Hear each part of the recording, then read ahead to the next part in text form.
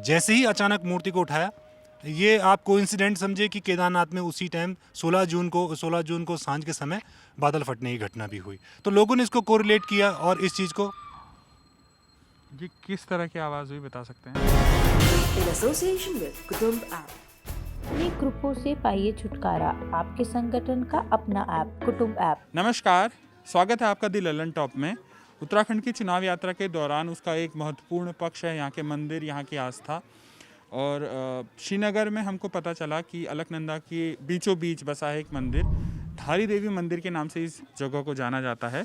और अगर हमारे कैमरा पर्सन आपको दिखा पाएंगे तो नदी का शॉट आप देख पाएंगे। ये बीच नदी के बीचों बीच बना हुआ मंदिर है, जिसकी कहानी भी बहुत इंटरेस्टिंग है। हम कोशिश करेंगे अंदर लोगों से जाकर बात करेंगे और जानने की कोशिश करेंगे क्या है यहाँ की कहानी, क्या इसका महात्म्य है आदि। तो चलिए चलते हैं। तो हमें यहाँ धारी देवी मंदिर पे मिले पंडित जी। हम पंडित जी से जानने की कोशिश करेंगे क्या है इस मंदिर की कहानी। कि एक हर मंदिर के पीछे एक कहानी होती है, हर देवी के पीछे उनकी महात्म्य का एक दर्शन होता है, वो हम पंडित जी से पूछेंगे। पंडित जी आपका नाम? हमारा नाम राजेश पांडे है। राजेश पांडे। राजेश जी आप आसपास ही रहते हैं? हाँ जी, यही ऊपर में घर है कलियासोट जगह में। तो हम लोग तो आए हैं दिल्ली से, तो हम लोग को तो कुछ नहीं पता, तो आप बताएंगे कि ये मंदिर कब बना, कैसे बना, देवी कौन है, उनकी कहानी क्या है? देखिए, आप जो ये अभी टेम्परेरी मंदिर में हैं, इधर तो ये जीबीके कंपनी द्वारा जो निर्माण हुआ है। इधर देवी 16 जून 2013 को जब केदारनाथ से आपदा आई थी, तो उस दिन जो है आनंद फानंद में देवी को नीचे से ऊपर लेके आए। ऐसा यहाँ बाढ़ आ गई थी तो मंदिर भी डूब गया था, आप कहना चाह रहे हैं? डूब गया था। जो पुराना मंदिर था पहले देवी का मंदिर, जो ये नया मंदिर बगल में है, इसके 21 मीटर नीचे देवी का मूल मंदिर था। तो जब देवी नीचे थी तब इनकी पूजा अर्चना जो है आदि गुरु शंकराचार्य और पांडव भी करके गए हैं, तब की देवी है ये। और इधर 16 जून 2013 को ये टेम्परेरी स्थान है, नया मंदिर बगल में तैयार हो गया है। और धारी देवी इसलिए कहते हैं इनको कि धारी गांव में जो है इनका मूल स्थान होने के कारण इनको धारी देवी कहते हैं। वैसे सही नाम इनका कल्याणेश्वरी है। कल्याणेश्वरी।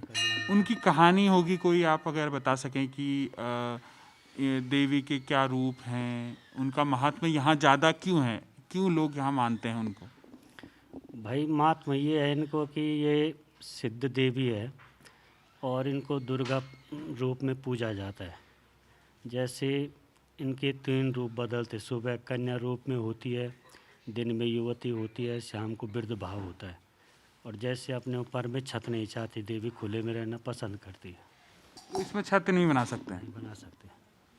और ये दिन में 3 रूप बदलती हैं आप कह रहे हैं, तो ये मूर्ति में दिखाई देता है दिन में 3 रूप? भाव बदलते, जैसे आप लोग हम लोग हैं, कभी हंसते हुए रहते, कभी नॉर्मल रहते, कभी चिड़े हुए रहते हैं। इसी प्रकार से देवी के भाव बदलते हैं। और यहाँ कौन कौन लोग आते हैं पूजा करने? यहाँ पे पांडे परिवार है हमारा, वही पूजा करते हैं। और यहाँ कितने लोग यहाँ पूजा, आसपास के गांव वाले पूजा करने आते होंगे? आसपास के नहीं, हमारे 3 मूल परिवार 3 हैं, तो वही भाई बहन हमारे चाचा नहीं, आप लोग तो पूजा करते होगे, मतलब लोग जो दर्शन करने आते हैं? दर्शनार्थी तो देश विदेश सारी जगहों से आते हैं। देश विदेश से आते हैं यहाँ? सारी जगहों से, ऑल देश। और जैसे आप केदारनाथ के बारे में बता रहे थे, तो केदारनाथ आपदा के वक्त किस तरीके से निकाला गया फिर इनको नीचे से, क्योंकि यहाँ तो बाढ़ आ गई होगी, तो किन लोगों ने किया ये हमारे मंदिर समिति के लोगों ने किया। जो एक कंपनी का एक हाइड्रोलिक क्रेन था यहाँ पे, जो कि सामान को इधर से उधर करते हैं, तो उसके माध्यम से लेके आए देवी को। और कोई बात बता सकते हैं देवी की, या जैसे इनकी कहानी होगी, हर एक लोकल जगह पे हम जब जाते हैं तो उन देवी की एक कहानी भी होती है कि वो उन्होंने कुछ किया, या यही है कि एक मंदिर है, मूर्ति है? यही है। और अगर ये जो नया मंदिर बनेगा तो आप, मतलब ये नए मंदिर में कब शिफ्ट होंगे आप कह रहे हैं? ये देखो, महीने 1.5 महीने के अंदर अंदर देवी शिफ्ट हो जाएगी। इसके 2 3 4 मूर्त निकाल दिए हैं। अब ये डिसीजन करना है कि किस मूर्त में हमको देवी को उधर स्थापना करें। यह अभी तय नहीं हुआ, पर 1.5-2 महीने के अंदर अंदर देवी स्थापना हो जाएगी उधर। शुक्रिया पंडित जी। पंडित जी ने हमें बताया कि धारी देवी मंदिर की क्या महात्म्य है। केदारनाथ आपदा के वक्त इनको किस तरीके से नदी के तल से ऊपर लाया गया। अभी टेम्परेरी एक व्यवस्था बना रखी है जो शीघ्र ही शायद एक मुख्य मंदिर के रूप में परिवर्तित होगी। अगर संभव होगा तो कुछ और लोगों से बात करके आपको और बताएंगे इस मंदिर के बारे में। पंडित जी ने हमें अंदर की स्टोरी तो बताई मंदिर की, पर हमने जानने की कोशिश की कि इन कथानकों के पीछे की स्टोरी क्या होती हैं। एक लोकल किस्से होते हैं जो लोकल लोग बता सकते हैं। तो हमें बंधु मिले और इन्होंने कहा कि हम बताएंगे आपको, तो हम इनको ले आए इस ब्रिज पे, झूलते हुए पुल पे, और बहुत अच्छा व्यू दिख रहा होगा आपको पीछे का। तो पहले पूछते हैं इनसे इनका नाम। सर, आपका नाम क्या है? मेरा नाम विकास मोहन है। विकास जी, आप यहीं के रहने वाले हैं? जी, मैं यहीं का हूँ। सबसे पहले मैं ललन टॉप की टीम को, सौरभ द्विवेदी जी की टीम को बहुत बहुत आभार, धन्यवाद व्यक्त करना चाहूँगा कि आप लोग हमारे इस क्षेत्र में आए और इस धारी देवी के प्रसिद्ध क्षेत्र में आए। तो धारी देवी जी का आप बता रहे थे कि कुछ कहानियाँ हैं, आप बता सकेंगे क्या कहानी है इनकी? जी, बेसिकली अगर इनकी स्थापना की बात की जाए कि देवी माँ की स्थापना की मेनली 2 माइथोलॉजी मानी जाती हैं। एक तो आदि गुरु शंकराचार्य द्वारा जब 8वीं 9वीं शताब्दी में उत्तर भारत की यात्रा पे थे, तब इन देवी माँ की प्रतिमा को स्थापित माना जाता है। और दूसरी जो बहुपरिचित यहाँ पे किंवदंती यह है कि इन देवी माँ के 7 भाई हुआ करते थे। 7 भाइयों की इकलौती बहन 8वीं बहन थी ये। जब 7 भाइयों में अत्यधिक पाप बढ़ गया था, तो माँ ने 8वीं कन्या ने काली का रूप धारण करके 6 भाइयों का तो वध कर दिया, पर 7वें भाई ने छल से इनको 2 हिस्सों में काट दिया। 2 हिस्सों में काटने के बाद इसको मंदाकिनी नदी में बहाया, जो केदारनाथ से आती है। और इसका जो नीचे वाला है, जो हिस्सा है, धड़ के नीचे वाला हिस्सा, वो काली मठ में भी सिद्धिपीठ के नाम से पूजा जाता है। और दूसरा हिस्सा जो नदी में बहते बहते यहाँ आया, यहाँ पे सूरजकुंड नामक स्थान था। वहाँ पे किसी केवट के सपने में गई, जो कि अब कुंजू के नाम से विख्यात व्यक्ति थे। तो उनके सपने में गई, बोला तो मेरा धर्म का भाई होगा, मुझे इस नदी से निकाल के इस क्षेत्र में इस काली शिला पे स्थापित कर दे। जो कि काली शिला थी, टाइगर के नुमा पत्थर था, जो आप देख रहे होंगे नए मंदिर में उसका स्वरूप बनाया भी गया। आप जहाँ पे देख रहे हैं वो माता का मूल स्थान है ना, उसके जस्ट पीछे ही। तो वहाँ पे टाइगर की एक हल्की सी झलक आपको दिखाई देगी। इसको टाइगर का शिला बोला जाता था। तो वहाँ पे स्थापित किया और तब जाके देवी माँ ने उसको वो दिया कि भाई तू मेरे नाम से जाना, ये पूरा क्षेत्र मेरे नाम से जाना जाएगा। बेसिकली जो ये सामने जो आपको गांव दिख रहा है, ये धारी गांव है। तो धारी गांव के नाम पे ही इस देवी का नाम धारी देवी पड़ा। ये द्वापर के समय की धारी है, तो उसके नाम पे ही इस देवी का नाम धारी देवी पड़ा। एक चीज़ वो बता रहे थे मुझे कि यहाँ पांडव भी आए थे। जी जी तो जी। ऐसी कोई स्टोरी आप बता सकें? जी जी सर, ये एक्चुअल में जब गोत्र हत्या के पाप से बचने के लिए 5 पांडव जब भगवान शिव की तपस्या करे, तो इसी रास्ते होके गुजरे थे। और इस रास्ते वह पड़ाव होता है रामायण महाभारत का, सॉरी, कि जब 5 पांडवों के साथ कुंती चलती हैं, तो भीम जब बिछड़ जाते हैं। बिछड़ने के बाद माता कुंती को ये लगता है कि भीम मर गए हैं, तो यहीं आके यहाँ पे मतलब जो पिंड भरने के लिए जो जौ अनाज वगैरह मांगा जाता है, तो ये गांव से मांगा भी था। तो इसके लिए एक प्रसिद्ध किंवदंती भी है कि यहाँ पे इन गांव वालों ने उनको वो जौ अनाज नहीं दिए थे। तो कहा जाता है कि इसके लिए एक छोटी सी एक अवधारणा भी है कि सोबे की स्यारी और असोबे की धारी। क्या मतलब हुआ इसका? इसका मतलब है शुभ की स्यारी है। शुभ इसलिए क्योंकि जब यहाँ से थोड़ा ऊपर जाएंगे आप, तो एक स्यारी एक जगह है, स्यारी पे उसको मतलब पिंड भरने के लिए जौ अनाज वगैरह मिल गया था, यहाँ नहीं मिला। यहाँ नहीं मिल पाया। तो ये एक मतलब मिथ्स हैं, मतलब बातें चलती हैं, पुरानों से चलती आई बातें हैं। तो ये बातें हैं यहाँ पे। एक चीज़ और बताई पंडित जी ने कि उनका रूप बदलता है 3 टाइम। तो एक चीज़ तो मैं पूछना चाहूँगा कि क्या वो मूर्ति में बदलता हुआ हमें दिखाई देता है? उसकी क्या स्टोरी है, बता सकेंगे? जी बिल्कुल बिल्कुल, ये बिल्कुल सत्य बात है और ये भावनात्मक रूप से भी जुड़ी हुई बातें हैं।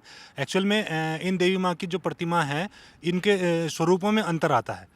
और ये 3 पहर में तीन स्वरूपों में, सुबह कन्या स्वरूप में होती है, दिन में महिला स्वरूप की होती है और सांझ के समय वृद्ध महिला स्वरूप की होती है। ये मूर्ति के भाव में परिवर्तन किसी किसी भाग्यशाली को नजर आते हैं। और ये अगर आप जैसे गूगल में किसी ने डाली हुई हैं पिक्स, तो अगर आप स्क्रॉल करेंगे एक साथ में, तो यू कैन फील ना, मतलब हम देख सकते हैं कि अंतर आ रहा है। बिल्कुल बिल्कुल बिल्कुल अंतर आ रहा है। ये अलग अलग समय पे कैप्चर्ड की गई फोटोज होते हैं ना, तो उसमें आपको सामने से दिख जाएगा। एक और प्रश्न है कि केदारनाथ के बारे में, जब हम आपदा के बारे में बता रहे थे कि मंदिर नीचे हुआ करता था, तो उस वक्त किस तरीके से इसको लाया गया ऊपर, और कुछ उस वक्त का बता सकेंगे कि क्या हुआ? क्योंकि एक मंदिर का एक स्थान होता है, उसको बदल दिया जाए तो माना जाता है कि बड़ा अपशकुन हो गया है, इस टाइप की चीज़ें होती हैं। तो जी बिल्कुल भट्ट जी, एक्चुअल में हुआ ये था कि कुछ सर्कमस्टांसेस बोलेंगे या फिर कुछ इस तरह की बातें, एक्चुअली में यहाँ पे हो रहा है डैम का निर्माण। डैम का निर्माण जो हो रहा है यहाँ से करीब करीब श्रीनगर की तरफ आप जाएंगे तो एक विद्युत परियोजना बन रही है जिसके डूब क्षेत्र में ये मंदिर आया।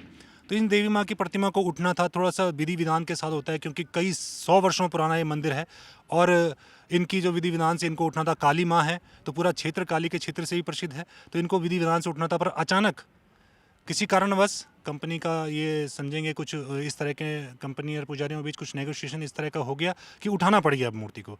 जैसे ही अचानक मूर्ति को उठाया, ये आप कोइंसिडेंट समझे कि केदारनाथ में उसी टाइम 16 जून को सांझ के समय बादल फटने की घटना भी हुई। तो लोगों ने इसको कोरिलेट किया और इस चीज़ को, ये किस तरह की आवाज़ हुई बता सकते हैं?